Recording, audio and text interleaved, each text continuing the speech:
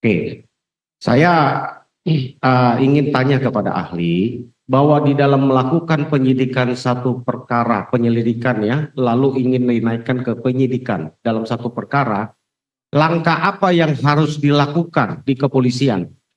Apakah perlu gelar awal dulu, lalu memanggil saksi, melakukan penyidikan, lalu ada gelar selanjutnya untuk menaikkan ke status sidik? Ya jelas gelar. Nah tergantung dengan kelasnya ya. Tergantung dengan bobot perkaranya, tergantung dengan tingkat kesulitan pembuktiannya, itu wajib gelar. Penyidik tidak bisa misalnya saya penyidik langsung menentukan wah ini peristiwa ini pidana, tersangkanya ini, maka hari ini saya tetapkan tersangka, nggak bisa. Jadi itu nggak bisa dilewat ahli ya? Nggak bisa dong. Di dalam penyidikan, di dalam satu penyelidikan ada laporan polisi misalnya, lalu dalam maraton misalnya dalam tempo beberapa jam atau satu hari penyelidikan itu dilakukan terus langsung naik menjadi status. Nggak bisa, apalagi bukan tertangkap tangan ya. Jadi nggak bisa main potong, itu nggak boleh. Nggak bisa ya? Nggak bisa. Jadi tetap harus ada gelar awal, ya. Periksa saksi dahulu, periksa barang bukti, lakukan olah TKP, baru mengarah ke situ ya? Ya, karena penanggung jawab suatu peristiwa itu adalah lembaga.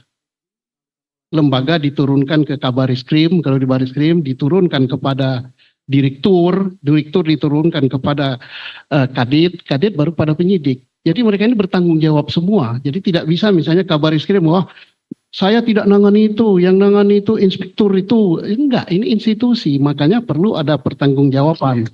Hanya sampai apa tidak ini ke level yang paling atas tergantung dengan bobot perkara. Bobot perkara itu tergantung dengan jenis peristiwa dan tergantung dengan tanggapan publik. Kalau misalnya bisa saja kecil, peristiwanya itu enteng-enteng, tetapi ini menjadi perhatian publik.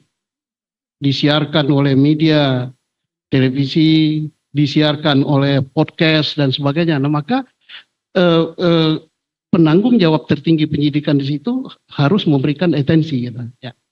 Baik ahli, jadi kalau bisa saya simpulkan bahwa dimulai dari laporan polisi masuk, maka tahap pertama adalah penyelidikan, ya. Dilakukan gelar awal, dilakukan pemeriksaan, menemukan ada bukti atau ada pidananya atau tidak.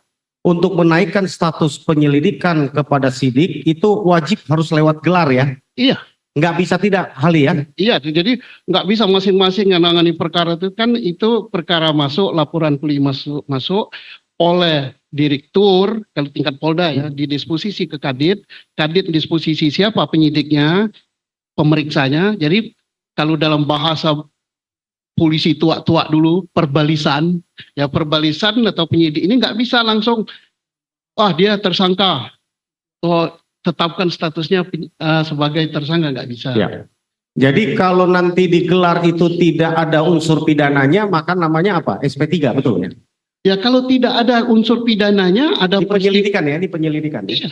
SP3 ya? Ya penyelidikannya dihentikan. Dihentikan ya. Pada penghentian itu adalah level penyidikan. Ya. Dihentikan ya penyidikannya ya.